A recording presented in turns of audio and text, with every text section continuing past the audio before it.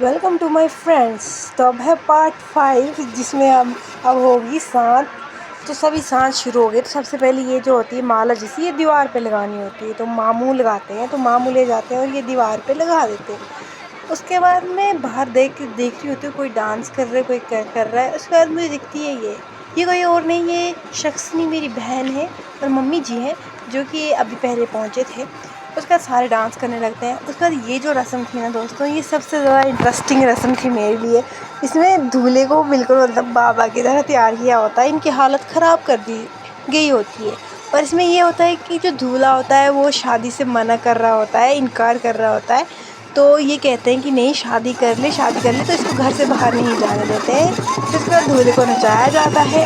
रस्म ख़त्म होने के बाद दूल्हा भी नाचता है। उसके बाद ये हमारे बाहुबली भैया है जो 3-3 बच्चे उठा के आए थे।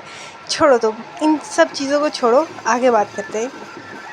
नेक्स्ट था कि मामा जब नहाया होता है दूल्हे ने, तो उनको उठा के दरवाजे पे ला के वहाँ पे एक रस्म होती है जिसे पाँव पखारना कहते हैं। अब मुझे नहीं पता आप क्या कहते हैं, बट हमारे यहाँ इसे यही कहता है। उसका दूल्हे को दरवाजे के पास खड़ा कर दिया जाता है।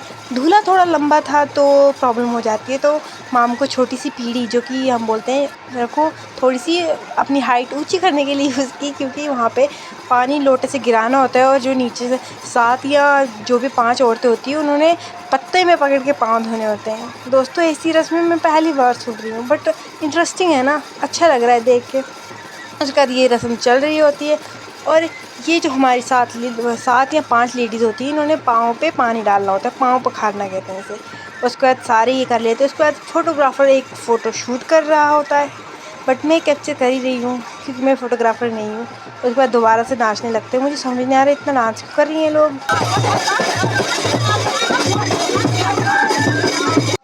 नेक्स्ट अब शुरू हो जाता है हवन, जिसमें कि दूल्हे के मामू और दूल्हे के पापा ने ये करना होता है, मतलब हवन। उसके बाद होता है मतलब मीठा खिलाना होता है दूल्हे को। उसके बाद क्योंकि ये फास्ट रखा होता है ना, तो सारे खिलाते हैं जो जो होता है, बट मैंने कैप्चर कम ही किया क्योंकि यहाँ पे मेरे फ़ोन में बिल्कुल भी बैटरी नहीं थी, ये आपको पता होना चाहिए। उसके बाद ये सारी रस्म हो जाती है। उसके बाद ये देखिए आप, यहाँ पे हो रहा है हवन और यहाँ पे इतना धुआं हो गया था हवन की वजह से, क्योंकि छोटा सा कमरा था। उसके बाद नारियल डालना होता है हवन में। और सबसे ज़्यादा इंटरेस्टिंग था क्योंकि इसके बाद धुआं बढ़ चुका था और यहाँ पे रहना बहुत मुश्किल था। और बाय बाय, मिलते हैं नेक्स्ट पार्ट में दूल्हे के साथ। Bye bye.